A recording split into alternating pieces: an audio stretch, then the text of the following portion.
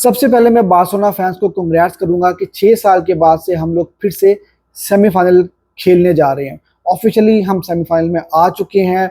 Barcelona और PSG semifinal के लिए क्वालिफाई कर चुकी हैं। दूसरी इंपॉर्टेंट बात, UCL night at its best.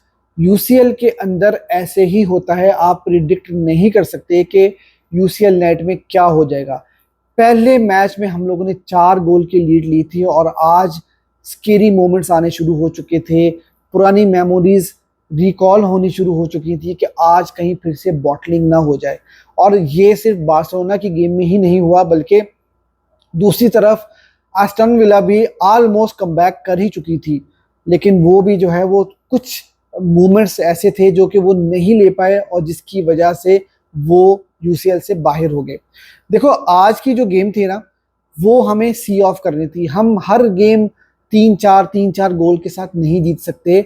और ये यूसीएल नाइट जो होती है ये हलवा नहीं होती कि प्लेट में रखे डॉर्टमंड हमें गेम दे देगी और हम बड़े आराम से जो है वो मैच जीतकर घर चले जाएंगे। क्योंकि स्ट्रीम के ऊपर हम देख रहे थे कि इतनी नेगेटिविटी आ रही थी। यार, इस सीजन में ये तो देखो कि हम लोगों ने इस सीजन में किस तरह से कमबैक्स किए हैं। हमने एटलेटिको को भी हराया। हमने पहला मैच जो हमारा रियल मैड्रिड वाला था वो भी हम लोगों ने पहला 0-0 से फर्स्ट हाफ खेला था और फिर हमने 4 गोल मारे थे। तो गेम खत्म होने दिया करो यार। अभी तक अगर हमें इस टीम के ऊपर ट्रस्ट नहीं हुआ और फ्लिक के ऊपर ट्रस्ट नहीं हुआ तो कब होगा मेरा भाई। तो आज का जो गेम था वो बेसिकली हमको सी ऑफ करना था और हमने वो सी ऑफ कर लिया। मेन चीज थी कि हमको सेमीफाइनल के लिए क्वालिफाई करना था, जो कि हमने कर लिया। मैंने कल प्रीव्यू में भी ये बात कही थी कि 2 गेम्स ऐसी हैं कि जो अगर हम हार भी जाए ना तो मुझे कोई फर्क नहीं पड़ता। उसमें से एक गेम आज का गेम था और एग्जैक्टली पोस्ट मैच में कुबार्सी ने भी यही बात बोली। उसने यही बोला कि आज की गेम में बहुत कुछ सीखने को हमें मिला है और एक आज की गेम ऐसी थी कि जिसको हम हारना अफोर्ड कर सकते थे। And I am happy with it. ठीक है, मैं ये बात मानता हूँ कि 2025 में हमारा अनबीटन रिकॉर्ड जो है वो ख़त्म हो गया, लेकिन मुझे अनबीटन रिकॉर्ड का क्या करना है अगर हमें ट्रॉफी ही नहीं मिली।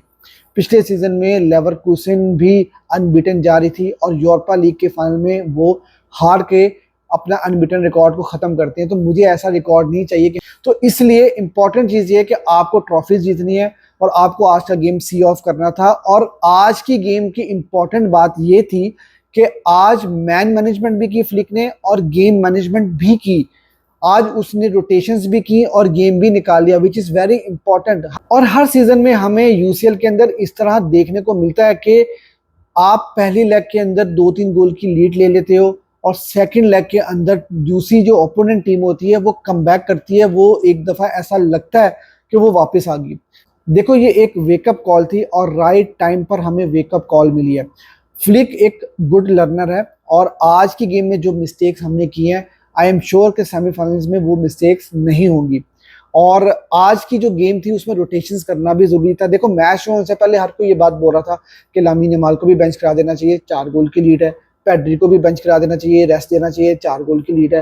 कुंदे को भी बेंच करा देना चाहिए, 4 गोल की लीड है। लेकिन जब गोल पड़ने शुरू हुए तो उसके बाद से सबके घोड़े खुल गए और हर कोई बोल रहा था कि यार पेड्री को बुलाओ, पेड्री को लो, पेड्री को क्यों आपने जो है वो बेंच कराया। तो ऐसे नहीं होता। और आज की गेम में मैं जानता हूं कि कलेक्टिवली भी हमने अच्छी फुटबॉल नहीं खेली और हमने इंडिविजुअली भी अच्छी फुटबॉल नहीं खेली, जिसके ऊपर मैं अभी बात करूंगा। लेकिन पहली बात यही समझाने वाली है कि यार ऐसी नाइट्स आती हैं और हमें उनको सी ऑफ करना है और इसी तरह से आपको रोटेशंस भी करनी है और गेम मैनेज भी करनी है। क्योंकि 2 दिन के बाद आपको सेल्टा के अगेंस्ट मैच खेलना है और वहां पर भी आपको अपनी फुल स्ट्रेंथ खिलानी पड़ेगी, क्योंकि 4 पॉइंट की ही लीड है।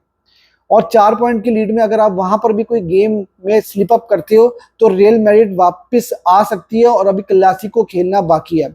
2 ऐसी गेम है, मैंने कल प्रीव्यू में भी बोला था कि मुझे कोई फर्क नहीं पड़ता अगर हम वो हारेंगे, एक आज की।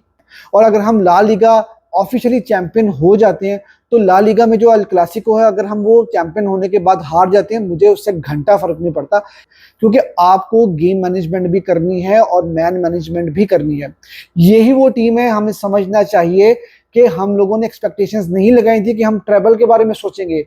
अब टीम के ऊपर थोड़ी सी बात कर लेता हूं मैं। देखो यार, आज रोटेशंस हुई हैं, रोटेशंस मेरे ख्याल से करना बनता था। आप अगर डिफेंस में देखो तो आज इनिगो मार्टिनेज को रेस्ट कराया गया। उसकी रीजन ये थी कि वो एक येलो कार्ड की दूरी पे थे। अगर उनको येलो कार्ड आज की गेम में हो जाता तो फर्स्ट लेग जो हमारा सेमीफाइनल का होगा वो मिस कर देते, जो कि हमें नहीं करवाना था। तो इसलिए आज उनको रेस्ट करा दिया गया।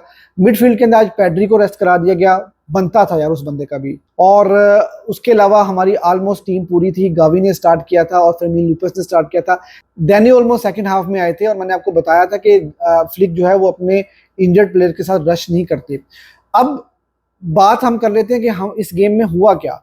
यार देखो, आज की गेम कलेक्टिवली भी अच्छी नहीं थी, इंडिविजुअली भी अच्छी नहीं थी। जो गोल हमने कंसीड किए ना, स्पेशली जो 2 गोल हमने 3 में से कंसीड किए, वो इंडिविजुअल एरर थे। एक शेजनी का एरर था, उनको वो पेनल्टी नहीं देनी चाहिए थी, उसकी वजह से 1-0 हम डाउन हो गए।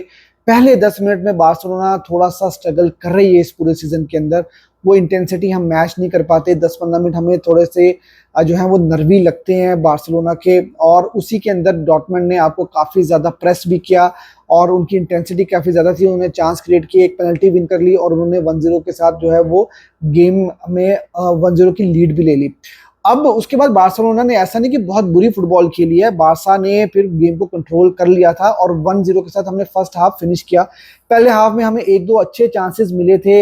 रफीनिया को एक अच्छा चांस मिला था, एक हमें ऑफसाइड चांस मिला था। वहां पर मेरे ख्याल से अगर सही डिसीजन लेके सही जगह पे पास खिलाया जाता तो शायद वो गोल भी आ जाता। और उसके बाद कुंदे को एक क्रॉस मिला था, वो भी उन्होंने बॉल कंट्रोल करने की कोशिश की। अगर वो डायरेक्ट शूट के लिए चले जाते तो मेरे ख्याल से वहां पर भी हमें जो है वो एक कमबैक मिल सकता था। लेकिन समहाउ एक अच्छी परफॉर्मेंस नहीं थी, इंडिविजुअल मिस्टेक्स थी। आज हम लोगों को वैसी बार्सिलोना देखने को नहीं मिली जो कि हमें इस सीजन में पूरे देखने को मिली थी। सेकेंड हाफ में भी डॉर्टमुंड ने आपको आते ही प्रेस किया, उनकी इंटेंसिटी बहुत ज़्यादा हाई थी और उन्होंने दूसरा गोल स्कोर कर दिया। और उस टाइम पे घोड़े खुल गए थे बार्सिलोना फैंस के। लग रहा था कि पुरानी मेमोरीज जो है ना वो रिफ्रेश होनी शुरू हो गई हैं और कहीं पे ये ना हो कि रिमोंटाडा हो जाए और हार्ट ब्रेक हो जाए।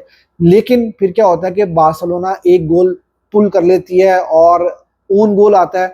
चारों गोल आज जो हैं वो डॉर्टमुंड ने स्कोर किए थे, उनके 3 गोल और हमारा 1 गोल। चारों गोल जो है उन्होंने स्कोर किए थे। लेकिन समहाउ बार्सा ने 1 गोल स्कोर करके नर्व्स जो हैं वो थोड़े से सेटल जरूर कर दिए थे।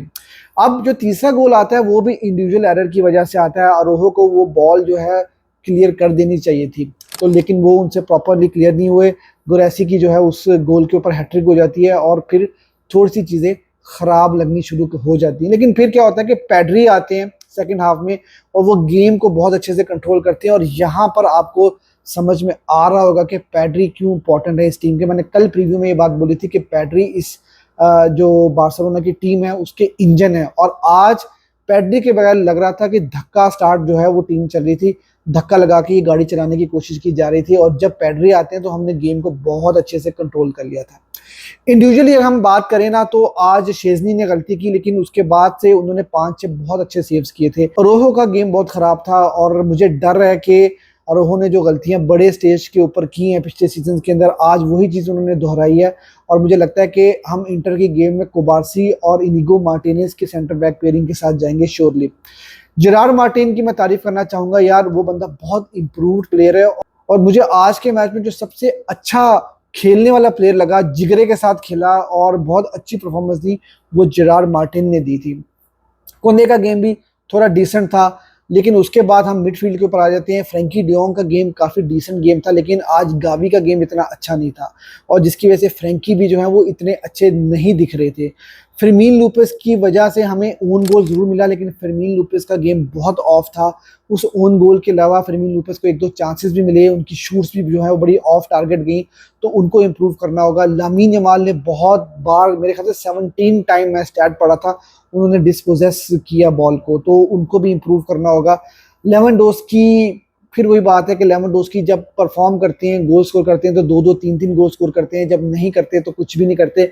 लेकिन उनकी प्रेजेंस इसलिए ज़रूरी थी कि फिजिकल टीम थी डॉर्टमुंड की, और मेरे ख्याल में ये था कि इसी वजह से उनको काफ़ी देर तक जो है वो गेम के अंदर रखा।